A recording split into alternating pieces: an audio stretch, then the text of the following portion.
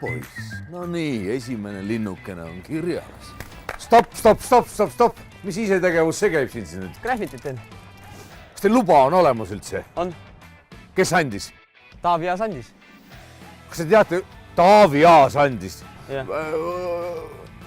Ah nii.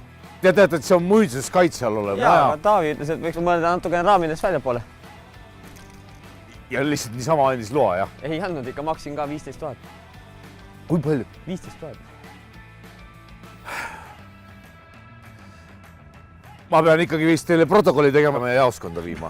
Miks? Mul on juba valmis ju. Kena päeva teile. Ja seina pesete puhtaks. Ja üle muru käimise eest saate vitsa. Tõnis Niinemets, see on see suusataja, no?